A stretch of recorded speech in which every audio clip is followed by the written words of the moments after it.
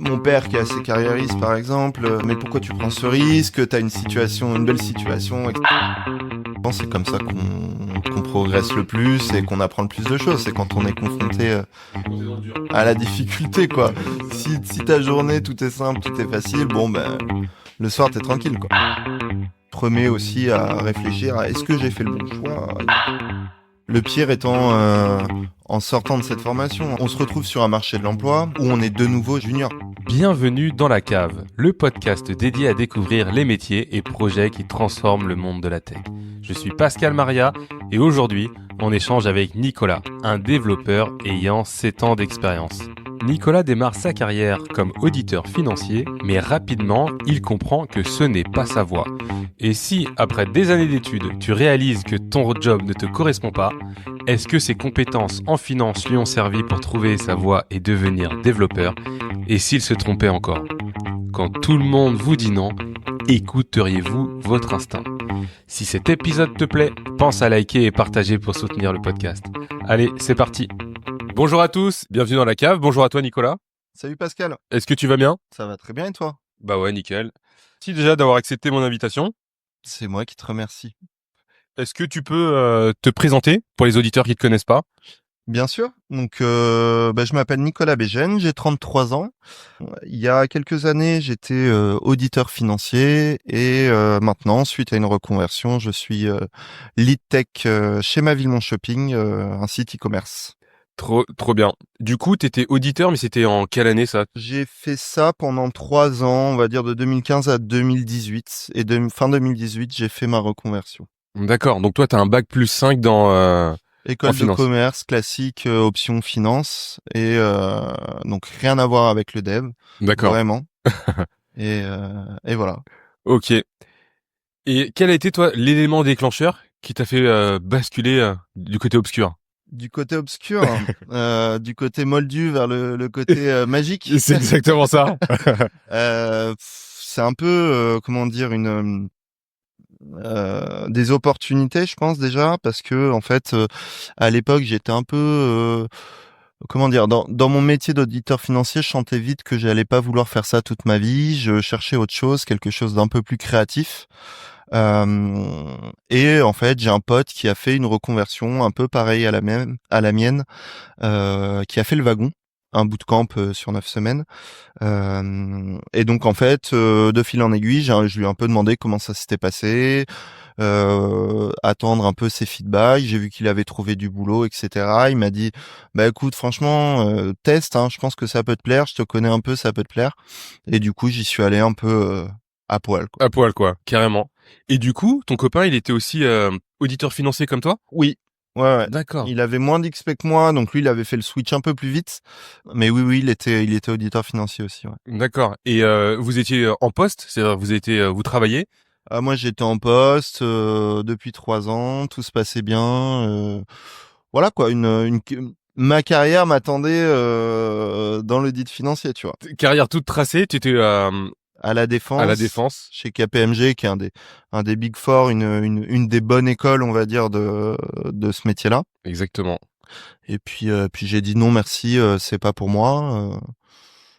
Moi, mon move avant de partir sur Bordeaux, c'était la défense. J'étais à la Société Générale en tant que ingénieur informatique. Mhm. Je pense que c'est à ce moment-là où je me suis dit non mais faut que je parte parce que horrible. Bah moi c'était un peu le même constat au final, hein, à la Défense, et puis du coup je suis venu à Bordeaux faire ma formation parce qu'en plus ça collait bien. J'avais envie depuis longtemps de venir à Bordeaux. Là il y avait un organisme qui avait des places pour moi, Trop et bien. donc j'y suis allé. Déjà j'étais refait d'aller à Bordeaux. En plus une nouvelle expérience, rencontrer de nouvelles personnes au sein du cursus, Bah oui. voir apprendre de nouvelles choses, etc. Enfin voilà. Et quand t'arrives à Bordeaux, toi tu connaissais personne? Je connaissais, si, j'avais 2-3 potes. Deux trois potes. Voilà. Ok. Donc ouais, un gros virage, Ouais, reset. un gros reset. Et du coup, ça t'a pas fait peur de dire tu vas vers l'inconnu, tu vas vers un nouveau travail. Peut-être que ça va faire pareil que quand t'étais auditeur financier, tu te dis peut-être que Ah peut-être ben pas le bon move. bien sûr, on se pose 1000 questions à ce moment-là, c'est un gros saut dans le vide, est-ce que je fais le bon choix? Est-ce que je me mets pas dans le pétrin tout seul?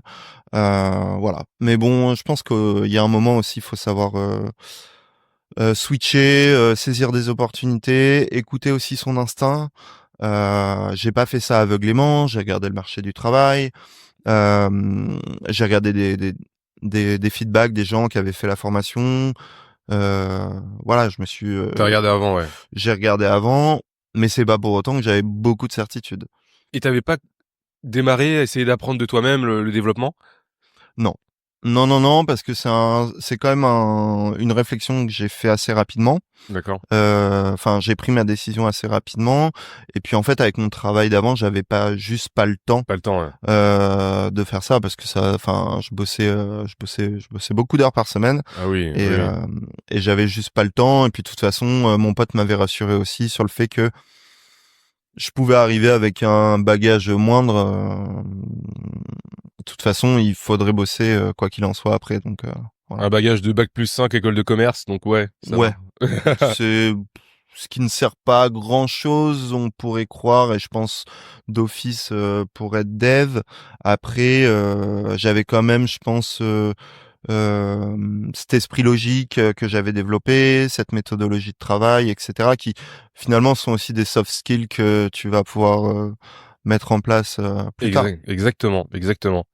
Et du coup, il y a quelque chose qui t'a surpris, toi, quand t'as découvert l'ingénierie logicielle? Il y en a beaucoup, des choses qui m'ont surpris. À commencer en fait par enfin vraiment, quand on parle de Moldu tout à l'heure, c'est vraiment ça. C'est-à-dire qu'en fait, je suis arrivé donc au wagon. J'ai eu l'impression de découvrir un océan de savoir. C'est-à-dire que je connaissais la Terre à sa surface, et puis un jour on m'a filé un masque et un tuba, et j'ai pu mettre la tête sous l'eau et découvrir un monde à part entière. Et effectivement, c'est à la fois super excitant et aussi une énorme claque dans le sens waouh, mais il va falloir bosser quoi. Genre c'est pas en 9 semaines la formation du wagon, c'est 9 semaines. D'accord. C'est pas en 9 semaines que je vais apprendre 1% du truc quoi. D'accord. Ouais, tu vois un peu la partie visible de l'iceberg et après derrière il y a énormément de choses. C'est ça. Mais ton pote à l'époque, il t'a pas donné il t'a pas montré ses cours, il t'a pas dit attends, tu vas faire ça, tu vas plus galérer là-dedans ou quoi que ce soit. Non, il l'a pas fait, et je pense pas que ça aurait servi à grand chose, ça m'aurait fait peut-être plus peur Oui, ouais. qu'autre chose. De toute façon, en l'occurrence, si on parle du wagon, ça fait beaucoup de pub, mais c'est quand même un programme qui est bien fait, qui est vulgarisé. Ça n'empêche pas que à chaque fois, tu te pointes à 9 heures du matin pour le cours de la journée, tu sais que tu vas biter même pas 20% de ce qu'on te raconte. D'accord. Ah oui. Mais parce que tout ça, c'est nouveau. Bah oui. Un modèle, une vue, un contrôleur, le JavaScript, voilà, C'est bon ça. tout ça, c'est nouveau. Donc forcément, non, je pense que faut aussi attendre, plutôt profiter de l'avant pour se vider un peu la tête, pour être prêt à encaisser le choc de la nouveauté. Carrément, j'avoue que ça doit être un gros choc quand même parce que t'étais pas du tout dans ce milieu-là, t'étais pas du tout dans le milieu de la tech, t'étais vraiment en dehors de ça. Et là, t'arrives, tout change. Et en plus, ouais, t'as ton environnement et en plus ton environnement professionnel et personnel, il y a tout qui change d'un coup. Ah mais il y a tous les, comment dire, tous les supports quoi, tout Ah ce bah qui oui, fait notre équilibre, tout change, et oui, faut se réadapter, faut repartir de zéro. Euh, le pire étant en sortant de cette formation en fait, parce Mm. que on se retrouve sur un marché de l'emploi où on est de nouveau junior. C'est-à-dire Oui, ah qu'avant, oui, on oui, avait un peu roulé notre boss, on avait exact. une certaine XP, on était employable en fait Mm. dans le secteur dans lequel j'étais employable, très employable. Et là, je me retrouve à nouveau junior. Les entreprises, j'envoie 50 CV, je reçois 2 réponses négatives. Et que du positif après, non? Non, mais justement, Ah d'accord. les autres, c'est ceux qui ne répondent pas. Ah oui, d'accord. Ah oui. Donc, Ok. un peu déstabilisant. Et puis là, du coup, tu te remets aussi à réfléchir à est-ce que j'ai fait le bon choix, etc. Et puis bon, ben finalement, la patience a payé. Et puis j'ai trouvé un boulot, quoi. Patience et détermination. Exactement. Et du coup, toi, tes proches, ta famille, tes copains, tes anciens collègues, qu'est-ce qu'ils ont dit derrière? Ils t'ont pas dit mais qu'est-ce que tu fais? T'es malade? Ah ben bien sûr que si, on m'a. Enfin, il y avait un peu de plusieurs sentiments. Forcément, la famille, c'était un peu plus. Mon père qui est assez carriériste par exemple, c'était davantage mais pourquoi tu prends ce risque, t'as une belle situation, etc. Euh, D'autres plus dans la compréhension, bah écoute, si c'est ça ce qui te fait kiffer, bah fais-le. Carrément. euh, Forcément ça soulève des questions, quoi, mais faut être fidèle à ses principes et enfin voilà, être déterminé, avoir beaucoup de motivation. Trop bien. Franchement, ouais. Bonne petite leçon, quoi. Oui. Ouais, c'est pas mal.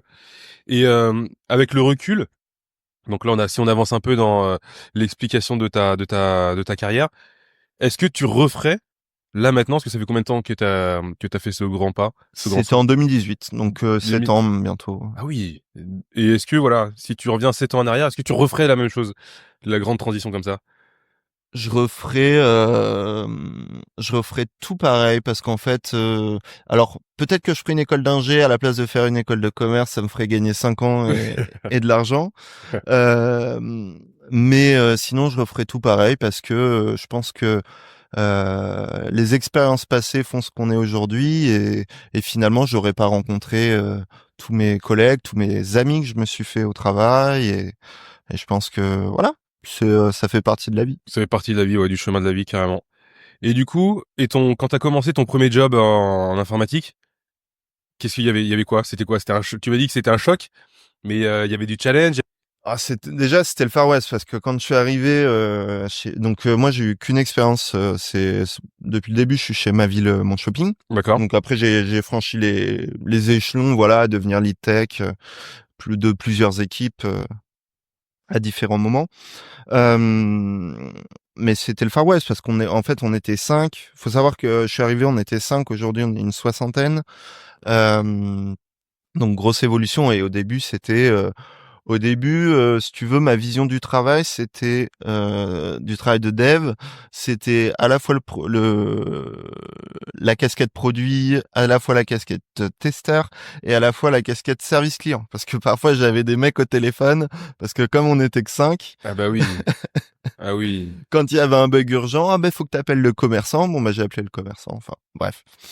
Oui, pas forcément une vision très juste du métier de tech, mais ça m'a permis de se toucher à tout. Et puis effectivement, bah, c'était assez brutal parce que je j'avais pas d'expérience, j'avais aucune expérience, je connaissais rien, donc il a fallu tout apprendre sur le tas.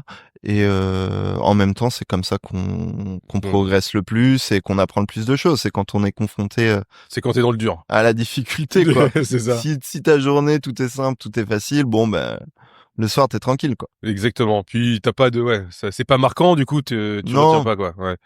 Donc là, oui. Ah oui. Et t'as été accompagné avec tout ça ou tu travaillais avec quelqu'un qui avait plus de seniorité? je suis arrivé, on était deux devs, on va dire qu'on était un peu complémentaires parce que lui, plutôt type, formation école d'ingé, mais sortait du Java. Il était là depuis un mois. D'accord. Moi, j'arrive, zéro formation, on va dire, mais connaissant le langage sur lequel on travaillait, c'est-à-dire Ruby on Rails, parce qu'on avait vu ça lors de la formation. D'accord. Donc, en fait, on a pu se compléter un petit peu tous les deux. Et puis, au-dessus de ça, on avait un CTO euh, qui nous drivait aussi un petit peu, pas sur la partie technique parce qu'il connaissait pas le langage, mais plutôt sur les process, sur les choses comme ça. D'accord. Pour le delivery, pour mettre en prod. Voilà. Et après, comment s'est passée la transition quand vous étiez passé de 5 personnes à 60 derrière? Ah bah ça s'est pas fait du jour au lendemain, mais ça s'est fait assez vite quand même parce que on a eu des grosses phases de recrutement, notamment au début sur l'équipe tech. Bah en fait c'est des changements d'organisation, c'est-à-dire qu'en fait au début donc Grosso modo, quand je suis arrivé, c'était un monolithe, la plateforme. Après, on a fait des recrutements, etc. On avait que le site internet et est venu le besoin de faire une application mobile. D'accord. Donc Après, ce qui a du sens quand c'est un monolithe parce que vous venez de démarrer, donc fallait voilà. faire quelque chose assez vite. Oui, et puis ça, enfin le monolithe se prêtait parfaitement à ce dont on avait besoin. Enfin, Exactement. je pense qu'à l'époque il y avait pas de question. Mm. Enfin, ça servait à rien de complexifier la chose pour Non, rien. peut-être très peu, ouais. Ouais. Donc finalement, besoin d'une app mobile, décision de l'internaliser au niveau des développements, donc recrutement d'une équipe mobile. Et du coup, à partir de là, on est passé, on a splitté une équipe, on a fait une équipe qui s'occupait, on appelait ça plutôt le front, la partie monolith, Ok. une équipe qui s'occupait de développer une API euh, et du coup une équipe mobile. D'accord. Donc là, vous avez commencé à scaler, vous aviez des besoins, du coup vous avez recruté, On a recruté, changé d'organisation, changé d'organisation. parfois souvent, D'accord. parfois trop souvent. Aïe. Vous êtes en train de Euh, vous cherchez toujours. non, mais on s'adaptait. Enfin, tu vois, quand on parle, si on parle d'agilité et tout, je trouve que c'est ça aussi l'agilité, c'est Oui. savoir euh, capter comment dire des choses qui sont un peu moins bien huilées ou des choses des changements dont on a besoin Yes. et savoir les mettre en place de manière smooth et de faire adhérer les gens aussi au projet d'un point de vue des process quoi. Carrément. Mais du coup, vous aviez un product manager avec vous? Euh, Donc quelqu'un qui s'occupait du produit et qui on avait effectivement un product manager. Au début, c'était le CTO. Donc parce que entre-temps, il y a eu un changement de CTO et du coup, c'est Junior que tu connais D'accord. euh, qui avait pris le lead sur l'équipe technique. Et au tout début de ça, effectivement, c'est le CTO avait aussi la casquette product manager. Mais au bout d'un moment, quand l'équipe de dev était quand l'équipe tech, on va dire, faisait 15 personnes, c'était plus possible Oui, que oui. de s'occuper des deux. Donc, il y a eu effectivement l'arrivée d'une personne dédiée et d'un CPO. D'accord. Donc là, ouais, il y a plusieurs équipes focus sur des fronts, bah par exemple la partie mobile, la partie back-end, la partie front-end, et après vous avez commencé à vous organiser avec un responsable produit et tout ça en agilité. Donc top. Voilà. Et donc, au début, c'était une période où, en fait, cette organisation que tu décris avec front, back, mobile, c'est quelque chose qu'on a quitté il y a 2 ans, un D'accord. peu plus de 2 ans. Euh, Parce qu'on s'est rendu compte qu'en fait on n'avait pas la main véritablement, on n'avait pas la fluidité du front au back ou du back au front. C'est-à-dire que tu avais une équipe back qui devait développer, je sais pas, 3 routes API. Et puis finalement le front qui avait aussi sa propre roadmap, mais qui allait peut-être utiliser ou avoir de la bande passante uniquement 2 mois plus tard. Et donc D'accord. en fait, Ah oui. pour le produit, d'un point de vue strictement produit, il y avait un décalage et puis ils Oui. comprenaient pas les mecs Oui, pourquoi oui. ça prenait 3 mois alors qu'en fait c'est 10 jours de dev. C'est ça. Euh, et donc finalement ce qu'on a fait c'est on a migré vers une autre organisation encore qui est plus des feature teams, D'accord. c'est-à-dire chacun un périmètre catalogue produit, un périmètre panier paiement et un périmètre back-office des commerçants D'accord. pour l'ajout produit, etc. Euh, Et finalement, dans chaque équipe, tout le monde avait une gestion des API, une gestion du front dédié, Hmm.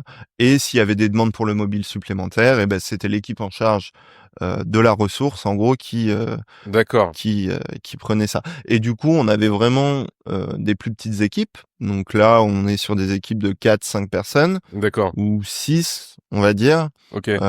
plus un PO, plus un QA.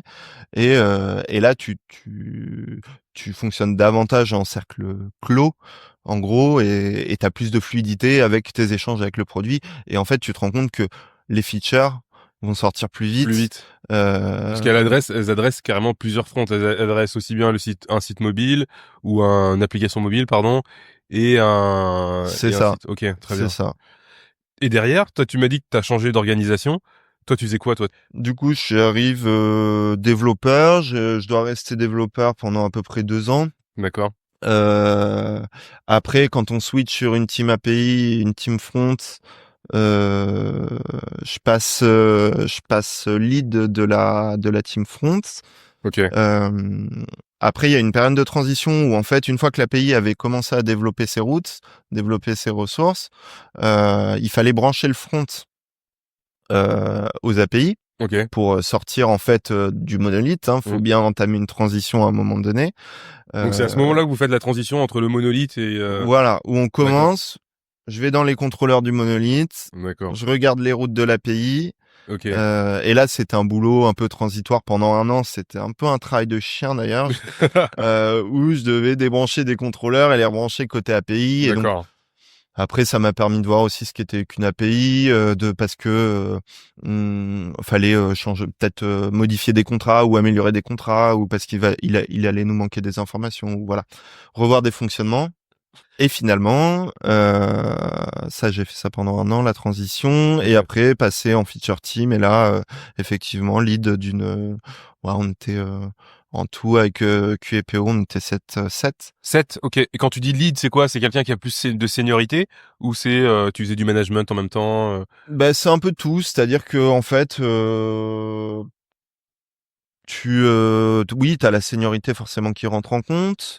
T'as tout ce qui est conception, enfin, en gros, discuter avec le produit sur des chiffrages. Yes. C'est-à-dire que bah, ils veulent faire une nouvelle feature de l'enfer. Toi, ton boulot, ça va être un peu de chiffrer. Ok, bah ça, on peut le faire, mais ça va coûter tant en jour. Yes. Euh, et puis aussi, effectivement, quand même.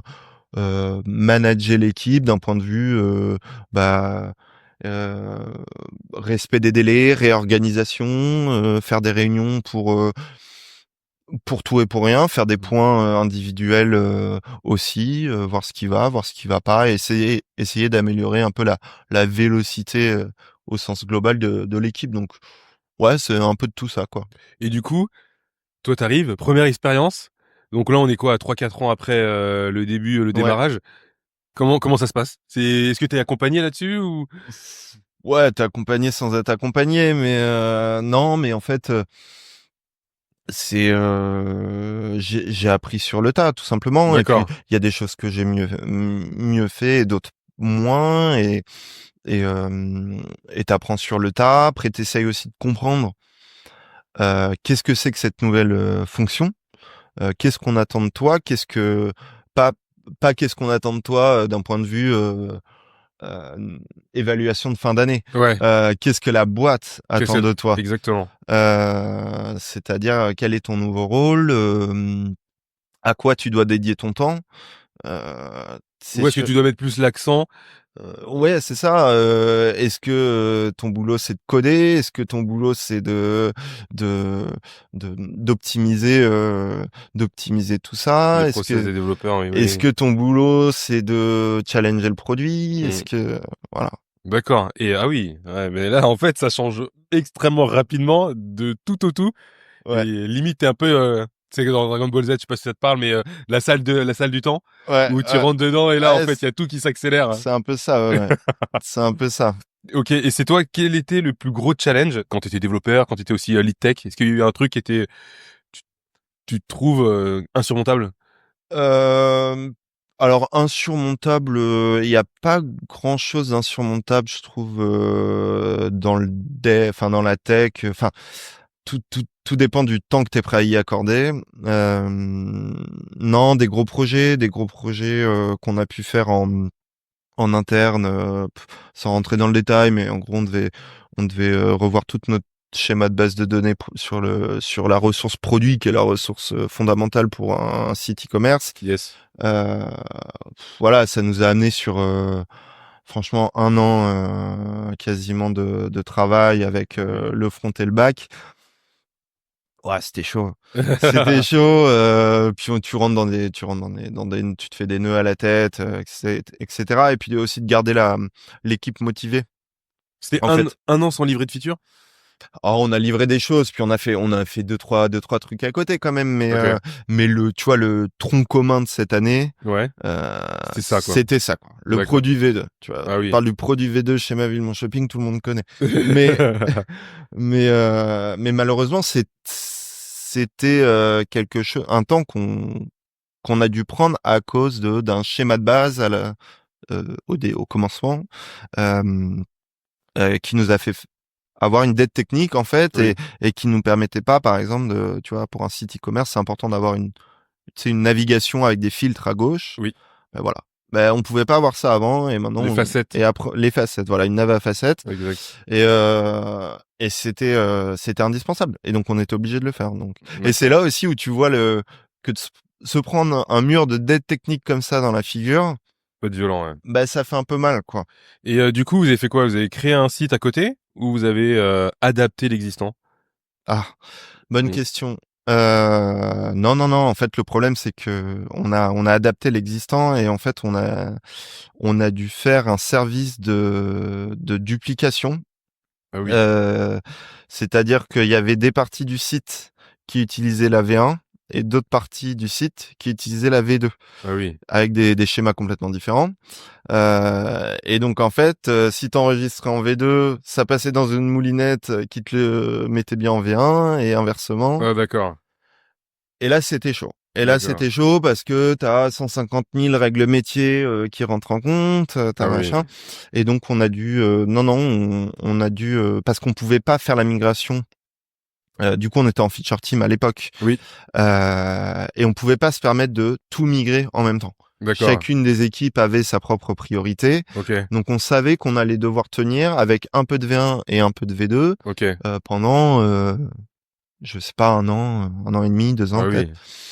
Donc, il a fallu effectivement créer ce truc de coexistence, en fait, et qui a été un peu hardcore, faut Ouais. le dire. Ah bah tu m'étonnes. Franchement, en plus faire coexister deux versions Ouais, qui ont complètement différentes, des fois ça, avec des validations différentes. ouais, ça te fait faire des choix des fois un peu compliqués et ça rend après le code imbitable. Ah ouais. Bah tout ça, c'est dans un service, voilà. La boîte noire. La boîte noire, les gens, il faut pas l'ouvrir. Aïe aïe aïe aïe aïe aïe aïe. Et du coup, vous avez pas en profité parce que là vous étiez toujours sur du Ruby on Rails, vous avez pas profité pour changer de langage? Non, pourquoi? C'est bien Ruby on Rails. Ouais, non, c'est très bien. Mais non, non. Non, en gros, je me dis, tu vois, peut-être que sur le marché de l'emploi, il y a peut-être très peu de monde qui font du Ruby. Après, je me rends pas compte, hein, je me rends pas compte. Non, très honnêtement, Ruby, je pense que c'est une techno qui est mature. D'accord. Bah là, on a la 8e majeure du framework Ruby on Rails, et puis ça doit faire, je sais pas, ça doit faire, enfin, c'est un des plus vieux langages, je pense. Enfin, c'est un des langages matures en tout Oui, cas. oui, oui, oui. Euh, Bon, il y a plein de sites très connus qui sont sur du ouais, Ruby on Rails. il y a du GitHub, il y a Oui, du Shopify, il y en a, hein. oui, oui. Twitter, je crois, Oui, mais ouais, après, exact. c'est des boîtes où ils ont peut-être commencé sur du Ruby on Rails, et puis ils migrent Ils ont petit à migré. petit Oui, oui. certains. Mais je veux dire, on parle de Twitter. Oui, Ils ont des challenges de charge qui sont un peu exact. différents des nôtres aussi, tu vois. Exact, exact. Euh, mais non, non. Après, bah écoute, oui, il y a peut-être plus de devs sur du React ou des choses comme ça, mais Mm. euh, nous, on a une base de développeurs, on va dire, on est une vingtaine. Ok. Bah les mecs, ils savent faire du Ruby on Rails, donc tu vois, pourquoi changer de techno alors que, bah en fait, Exact. on a une Une expertise. grosse expertise, ouais. Euh, Déjà, vous changez de version, vous n'avez Ouais, pas en déjà, plus, voilà. Non, après, on change les versions, ouais. etc. On, on implémente, tu vois, après, on a une stack, il y a un peu d'élastique, des choses comme ça, D'accord. donc C'est assez solide. il y a d'autres choses. Et du coup, t'as dû faire aussi faire du recrutement. Mhm. Ça s'est passé comment ça? Parce que là maintenant du coup t'étais de l'autre côté de la barrière. Là t'avais eu ce que tu disais tout à l'heure, t'avais plein de refus et deux Ouais, réponses et en ouais. plus négatives. Là maintenant tu recrutes du monde et en plus tu dois recruter beaucoup de monde. Comment ça se passe? Ben, j'aurais pas aimé m'avoir en recruteur. Ah oui. Non, non, non, non, je rigole, je rigole. Mais tu comprends aussi pourquoi pourquoi, enfin, tu comprends en fait l'enjeu d'un recrutement. C'est-à-dire que si tu te plantes sur un recrutement, soit t'as déjà de la chance et tu te grilles que 6 mois parce que c'est la période d'essai. Mm. Mais si tu le vois pas dans les 6 mois et que tu le vois qu'après, C'est pire. c'est encore pire. C'est pire. Donc c'est dur entre guillemets peut-être, mais c'est la réalité. C'est-à-dire que euh, une équipe, il faut qu'elle soit homogène, il faut que ça se passe bien. Voilà, c'est une vraie étape charnière en fait le recrutement. Donc Très important. Moi, je trouve que c'est faut prendre son temps. Faut prendre ouais, son ouais, temps, prendre la bonne personne. la sentir. Mm. Tu vois, je la tech c'est une chose. Quand tu fais ton recrutement, t'as un test technique, t'as ce que tu veux, t'as des questions tech. Mais avant tout, moi, ce que je vais regarder, c'est un feeling, Mm. Ah oui, c'est l'humain, quoi. exact. J'ai une question. Pour toi, qu'est-ce qui est le plus important entre hard skills et soft skills? Tu me dis ce que t'en penses, mais Mm, parce mm. qu'après les compétences techniques, tu vois, ça peut s'apprendre. Alors que les compétences relationnelles, c'est pas quelque chose que tu changes.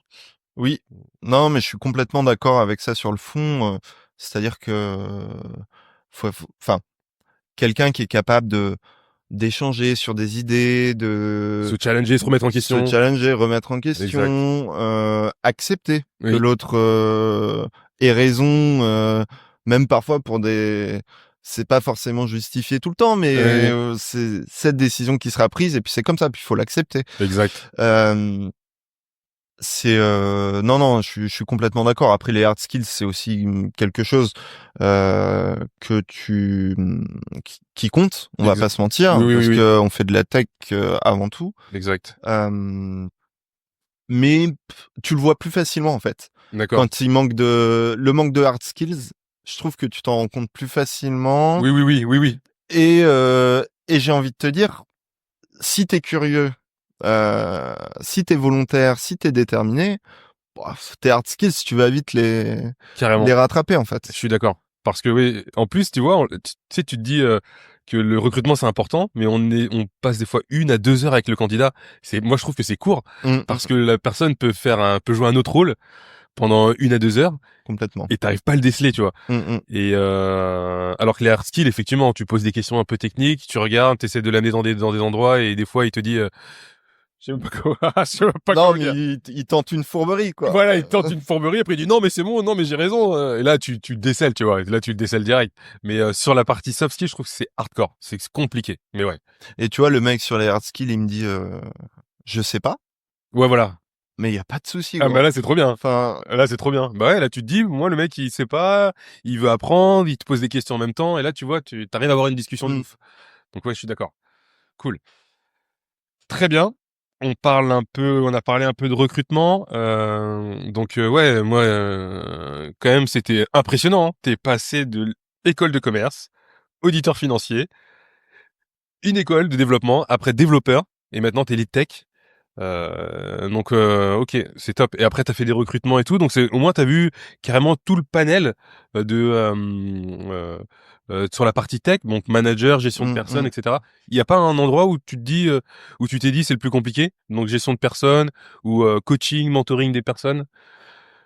Euh, Je trouve ce qui est dur, enfin, il y a deux choses. Il y a effectivement, je trouve parfois le côté humain qui est pas évident parce que il faut apprendre à composer un peu avec les personnalités de chacun, les humeurs de chacun. Euh,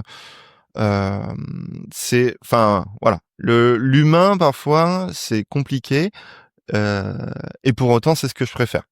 Bah oui, Donc d'accord. on va dire dans la fonction quoi. Mais oui, enfin ça, de toute façon, je pense que n'importe qui fait un peu de management ou quoi, sait que c'est pas facile tous les jours de ce point de vue-là, quoi. Mais carrément. Et du coup, est-ce que la partie ton école de commerce ou quand tu étais auditeur, est-ce que ça t'a aidé sur ces expériences-là? Bah alors oui, parce que enfin quand j'étais auditeur, déjà j'avais un peu une casquette responsable d'une équipe.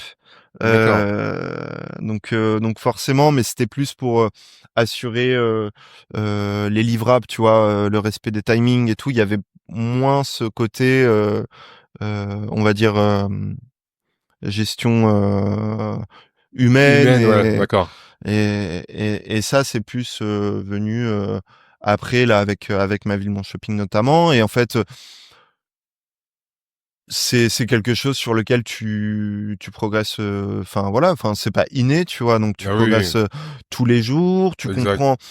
tu comprends aussi d'autres choses à un autre moment parce que on te l'a exprimé sous Sous un autre angle. un autre angle en fait c'est une capacité aussi à juste à switcher un peu à se remettre en question euh, et à vouloir faire progresser la chose dans son ensemble. D'accord. Et j'ai envie de poser une question là qui me turlupine depuis tout à l'heure. Tu me dis, là on a parlé de la transition entre auditeur et puis développeur. Est-ce que tu penses qu'il y a des choses que tu fais en tant que développeur qui pourraient aider des personnes qui sont auditeurs financiers? Ou tu dis ah non, c'est complètement des mondes différents. Ouais, j'y ai réfléchi pas mal. Ah ouais? J'y ai réfléchi pas mal déjà. J'y pense de temps en temps et je pense que oui. Il y a peut-être des choses, mais en fait c'est juste maintenant je sais développer une solution tech pour un problème, on va dire entre guillemets manuel. Oui. Euh, mais oui, mais après t'as aussi un gros. Ce qu'il y a c'est que dans ce genre de boîte t'as aussi un gros aspect sécuritaire. Je pense qu'il est assez contraignant en fait quand Oui. tu. Mais bon, ça fait partie des challenges, mais ouais, ouais, je pense il y a moyen de faire des choses parce qu'en fait les gars ils travaillent sur Excel Ah principalement. ouais. Après le métier il a peut-être évolué. Moi ça fait 6 ans que j'y suis plus. Euh, mais je pense qu'avec l'IA et tout là, Ah il oui. va y avoir des choses. Mais comme je te dis, comme tu as cet aspect sécuritaire et confidentialité. C'est un peu en conflit avec l'IA Oui, déjà. oui, oui, oui, oui, déjà, oui. Donc À part si tu peux avoir des IA open source, tu vois, que tu héberges oui, oui, et oui. que tu fais. Si t'héberges toi-même, ouais. Ouais. Ouais, exact. Ah, c'est pas mal. Et est-ce que ça te dirait, imagine qu'on te propose un emploi en lien avec tout ce qui était financier que ce que tu faisais avant, mais en tant que développeur. C'est un truc qui te motiverait. Je suis pas fermé, ouais. Parce que D'accord. je pense en plus que ça serait un bon moyen de faire fructifier mon expérience dans sa globalité. Après, ce qu'il y a, c'est que moi, je suis tellement curieux, tellement ouvert. Enfin, je suis curieux d'apprendre sur tous les métiers, D'accord. je me ferme pas de porte par rapport à ça. D'accord, ok. Donc ça peut être aussi bien auditeur financier que travailler sur un bateau, sur un truc complètement Voilà. différent. Ouais, d'accord. Ok, top. Ok. Et j'ai une question aussi. Donc là, on a parlé de lead tout à l'heure. Pour toi, c'est quoi un bon lead tech? Un bon lead tech, pour moi, il y a un peu un triptyque du lead tech qui est, on va dire, des qualités techniques, déjà une expertise, qui est un peu le socle de tout ça. Et après, tu vas avoir deux autres choses. Ça va être plutôt peut-être la capacité parler avec le produit, à comprendre les enjeux métiers, à mettre un petit peu remettre en question les choses qu'on te demande pour savoir quel est réellement le besoin, quel est réellement le l'objectif de ça, et savoir si tu peux pas trouver aussi une solution peut-être plus adaptée, moins coûteuse en dev, ça peut être ça. Et enfin le côté aussi ouais avec l'équipe, savoir amener les gens avec toi sur un projet euh, et euh, et les faire progresser. Exactement. En fait, ouais, t'es un peu entre les deux, entre la partie produit où on arrive avec un besoin et des fois tu le challenges pour dire bah là on peut le faire assez rapidement si on passe par ce chemin-là. Après on a aussi d'autres chemins, mais et aussi on peut itérer, tu vois. Donc ça peut être pas Mm, mal. Et après t'as l'autre chemin où bah tu dois embarquer tout le monde, mm, toute mm, l'équipe. Tu dois bien expliquer les choses. Il faut aussi que t'aies bien compris pour pouvoir retranscrire et après jalonner ou siloter les besoins, là, le besoin. mm, mm. Et c'est pas mal, carrément. Ok, top. Et est-ce que toi tu penses qu'un lead tech il doit être ça va être le meilleur techniquement? Non, pas. Enfin, oui et non. Mais je dirais pas nécessairement en fait. Ok. Du coup, quand je parle de striptease, c'est pour moi, c'est voilà. Après, chaque lead tech peut-être va avoir plus de poids d'un point de vue tech, plus de poids d'un point de vue produit. Yes. Et et c'est un équilibre en fait entre tout ça. Euh, Après, est-ce que le lead tech doit toujours prendre une bonne, enfin, comment dire, une bonne décision technique? Oui. Ouais, oui. Mais après, Mais le il reste, travaille avec, il peut se renseigner, oui, il oui. peut en discuter avec d'autres gens qui sont plus experts euh, dans la boîte ou autour de lui. Voilà. C'est comment on arrive à prendre une bonne décision technique. Après, qu'il soit le meilleur ou pas, j'ai envie de dire, c'est pas un concours de quéquette, quoi. C'est bon ça. Non, j'aime bien. Non, mais carrément. Moi, je suis d'accord. C'est vrai il doit savoir communiquer, savoir s'adresser aux bonnes personnes. Après, bien connaître son produit Mm, mm. et voilà et être motivé aussi par la technique et commencer à chercher, tu vois, et bien approfondir les choses. Mais carrément, ouais, carrément. Ok, génial. Et du coup, est-ce que toi, tu as une anecdote à nous dire d'un gros conflit technique Un gros conflit technique, que tu as eu? il y en a tout le temps. En fait, Trop bien. C'est trop, ça fait plaisir. non, mais Ça donne envie.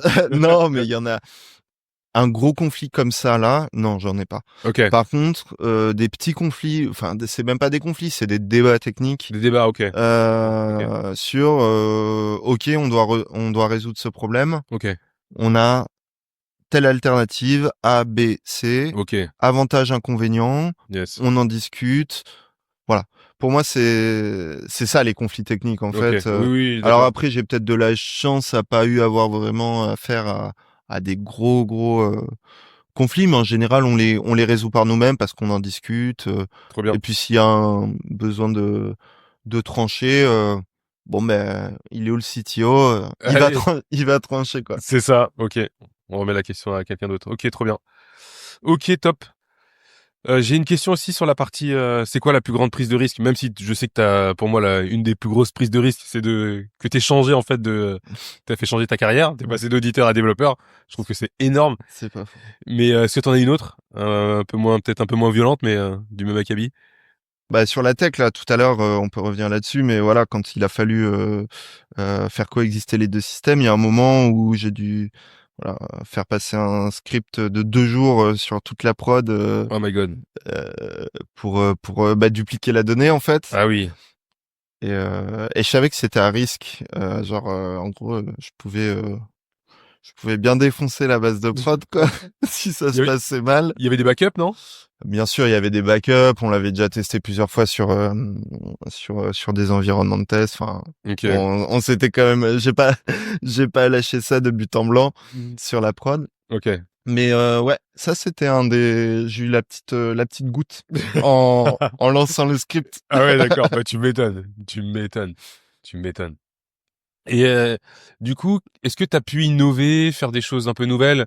Euh, voilà, je sais que tu m'avais dit que tu avais utilisé Cursor, des outils comme ça. Est-ce qu'il y a d'autres choses encore Euh, Après, innover, ouais, on a eu des choses qui ont pu être mises en place. Ça, c'était notamment Junior pour suivre la doc. En fait, on s'est rendu compte que la doc, tu l'écrivais quelque part et puis personne la lisait jamais. Et ben là, on avait un petit outil MemAI qui permet en gros, une IA. Tu lui mets ta doc et D'accord. après, tu as un chat et tu peux lui poser n'importe quelle question. Il va aller chercher dans toute la doc que tu lui as donnée auparavant C'est énorme. des mots-clés, des trucs comme ça. Il va te dire, bon, ben, chez ma ville, mon shopping, on fait comme ça. Ça s'appelle comment ce truc? MEMAI. Même AI. MEM.ai, je crois. C'est énorme, d'accord. Et tu le branches pas dans une base de connaissances, non? C'est que tu lui injectes. Je pense que tu peux. Ah ouais, Ouais, d'accord. ouais. Tu peux lui donner, tu sais, ça fonctionne un peu LLM. Ok. Et en fait, tu lui donnes, tu lui fais ingérer ta donnée et Trop ta bien. connaissance, et puis il peut te ressortir des trucs. Donc là, on n'a pas des problèmes de sécurité parce que du coup, Mm. donc ok, trop bien. Et puis voilà, et puis Cursor, effectivement, je me suis pris ce petit outil, et ça aide bien au quotidien. D'accord. Donc là, c'est un IDE où tu développes dessus. Oui, Cursor, c'est un IDE, c'est un fork de VS Code, et en Mm. fait, dedans, t'as un agent, enfin un client, bah t'as IA, t'as Claude et GPT, GPT, ouais. et puis en fait, derrière, ça te permet tu peux, notamment, ce qui est pas mal par rapport à un copilote, c'est que tu peux enfin, lui demander de réfléchir dans plusieurs fichiers. Euh, Alors je suis pas sûr, j'ai l'impression qu'ils ont développé cette j'en parlais avec mon équipe pas plus tard que cette semaine, mais on avait vu qu'ils avaient sorti cette feature là Copilot, mais je suis Ah pas ben certain. peut-être, parce Ouais. que moi du coup j'ai fait le switch, donc je suis plus sur Oui, Copilot, oui, bah oui. donc je suis plus au courant mais j'imagine que si Cursor a pu le faire, Tu m'étonnes que Copilot il va se mettre Copilot derrière. a pu le faire aussi. Ouais, tu utilises l'IA à fond quoi. À fond, ouais, bah c'est mon nouveau Google, quoi. Enfin, Trop bien, on va pas se. Je pense que trop bien. c'est un gain de temps Mais énorme. énorme. Ah oui. Euh, Après, faut être aussi lucide sur son utilisation de l'IA. C'est-à-dire que enfin, moi, j'essaye, je m'efforce à comprendre et à challenger ce qu'on me donne, quoi. Je pense que c'est la bonne démarche parce que même si tu commences à le faire tout le temps, tu vois, tu l'utilises et tu réfléchis pas, il y a des moments donnés, il y a des choses qui vont t'échapper et même t'as ton job premier ou ton but premier, il va t'échapper quoi. Donc Hum, hum, ouais, si t'essayes de toujours essayer de comprendre, utiliser l'IA comme un allié, je pense que ça peut être pas mal. hum, hum. Ça peut être top. Non, puis ça va en fait, l'IA va t'aider à trouver des pistes, à peut-être même faire un truc qui marche, hein. Mais au final, enfin, tu peux clairement souvent améliorer la chose, tu peux clairement trouver une meilleure solution, plus optimisée à ton contexte aussi, Oui. à ta façon de coder, parce que tu as plusieurs bonnes façons de faire les choses parfois. Donc c'est à prendre avec des pincettes aussi, quoi. Ok, très bien. On a parlé de plein de choses. Est-ce que t'as eu un échec? Parce que là, t'as eu, je pense, une courbe d'apprentissage fulgurante où t'es arrivé, t'as Mmh. eu plein de trucs, t'as appris, t'exécutais, c'était pas mal, etc. Je pense qu'il y a peut-être eu un moment où tu as stagné Mmh. et où peut-être que t'as fait des choses, ça a pas marché. Bah, des échecs comme ça, oui, pas des gros échecs, mais après enfin l'échec, ça, je vais pas dire que c'est quotidien, mais toutes les semaines il y a des échecs, toutes les semaines, plus ou moins gros, plus ou moins embêtants. Mais par exemple un échec, ouais, c'est quand on m'a dit, un des gars de mon équipe euh, m'a dit que selon lui, alors pas selon tout le monde, mais selon lui, parfois peut-être que j'avais pas assez communiqué sur certaines choses ou D'accord. choses comme ça. Ça, pour moi, c'est un échec. Après, le pourquoi du comment, bah, c'est qu'aussi, moi, enfin, tu sais, dans les trois triptyques, bah, si tout le monde te tombe dessus toute la journée, Oui, que t'as moins de temps pour faire, tu vois. Donc, ben voilà, après, qu'est-ce que t'en tires? Ben ok. Donc ces moments-là, c'est quand même important de les prendre, ou peut-être qu'on va définir ensemble une vision produit, ou en tout cas la retransmettre, ou ce genre de choses, tu vois. exact, Faut, En fait, faut jamais laisser tomber l'un ou l'autre, en fait. exact. Et tout a son importance. Essayer de faire une petite balance et puis après récupérer, regarder les curseurs, savoir où ils sont, Hum, regarder les hum, KPI et hum. puis avancer là-dessus. Quel est pour toi le meilleur investissement que t'as fait pendant ta carrière? Donc de tout début, ouais, depuis que t'es dans la vie active. Cursor. Ah ouais? Non. Non, je déconne. C'est bon ça. Non, non, non, bah, le meilleur investissement, T'as pas eu des mentors, de la formation, des livres, ouais, si, il y a des sites? des sites. Bah, en fait, c'est j'ai envie de te dire, meilleur investissement, c'est un peu.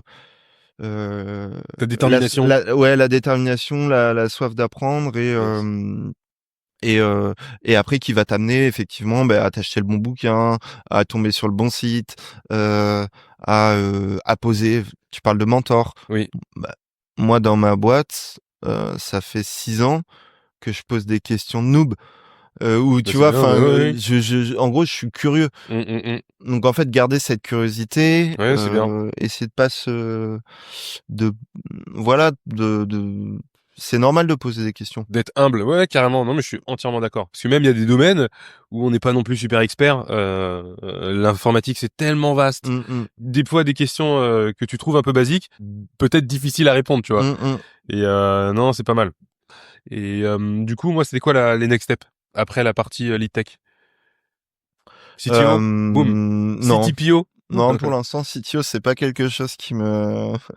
Bah déjà, je pense qu'il faut beaucoup d'XP, avoir vu encore d'autres choses, bosser dans plusieurs boîtes, etc. Je pense. Enfin, c'est un autre débat, mais non, pas CTO. J'ai envie de pouvoir dormir le soir et le week-end et de faire autre chose. Carrément. Non, peut-être essayer de monter un petit side project. Là, actuellement, je suis en train de développer une petite application mobile Trop bien. autour de la pétanque. Et voilà, et puis ça me va très bien. J'apprends Dart et Flutter. Ça me va très bien comme ça. Et puis D'accord. Donc, on verra de quoi demain est fait. carrément. Donc là, la pétanque, ouais, c'est un tes hobby et du coup, tu veux créer une application dessus? Oui, c'est ça. Après, c'est un hobby tranquille, tu vois. Je vais faire 10 parties par an, Mm. mais je trouve ça cool. Et en fait, t'as une vraie communauté dans la pétanque. Je trouve que c'est un sport très intergénérationnel. T'as pas besoin de grand chose pour y jouer. C'est assez convivial. Je pense qu'on a tous fait une pétanque au moins une fois pendant nos vacances. Et voilà, essayer de faire un petit truc là-dessus. Quand tu me dis pétanque, moi, je pense à vacances. Mais, Donc, donc c'est pas mal comme sujet. D'accord. Donc, c'est quoi comme appli? c'est en gros, c'est des trucs qui existent déjà en plus pour l'instant. D'accord. Faire de la mesure de boules et enfin de distance entre les boules avec son téléphone et pouvoir suivre un peu ses scores. Voilà. D'accord. Et là, tu apprends une nouvelle technologie, donc Flutter et Dart. Du coup, Flutter c'est le framework et Dart c'est ouais, le langage. exact. Mais du coup, comparé à Ruby on Rails, Ah, c'est différent. C'est bien différent. Déjà, enfin, quand tu fais un Flutter New, en fait, t'as pas toute la structure de fichiers, toute l'architecture que t'as quand tu fais un Rails New, où t'as tes contrôleurs, tes modèles. Enfin, t'as déjà rien que les dossiers. Tu vois, t'as une les archi dossiers. prédéfinie, ce qui va guider en fait les patterns que tu vas utiliser. D'accord. Euh, donc déjà, tout ça, ça change. Donc il a fallu choisir une archi. Le langage, c'est du typé. Ruby on Rails, c'est pas typé. C'est trop bien. Donc il y a pas mal de choses qui changent, mais c'est justement ça qui est intéressant je trouve, de voir des choses un peu différentes. Et ça permet aussi de mieux comprendre des choses sur Ruby on Rails, tu vois, euh, et inversement aussi, tu vois. Mais du coup, je comprends mieux pourquoi ils ont fait ça dans Rails. Exact. T'as déjà des mécanismes.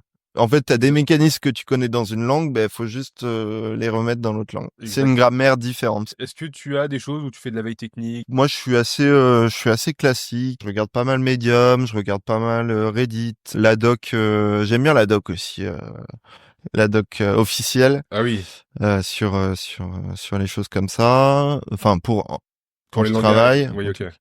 Refactoring Guru, c'est un site qui Ah, m'a pas mal aidé pour apprendre en fait les design patterns, etc. C'est trop bien fait. T'as tous les design patterns euh, décrits dans différents langages. C'est assez bien, comment on dit, vulgarisé. si on doit faire qu'est-ce que tu trouves très important à savoir quand tu fais une reconversion technique, quand t'as pas non plus un background tech et que tu te dis Hein. non, ça c'est primordial. Que le chemin va être long, que enfin, tout est possible, quoi. Voilà, c'est les deux trucs. Ça va pas se faire en 2 mois, mais vas-y, fonce. Fonce quoi. Top. Ok, génial. Je sais pas si tu veux ajouter quelque chose. Bah non, écoute, je crois qu'on a On a fait un bon on a tour. dit pas mal de choses déjà. Grave, non mais carrément.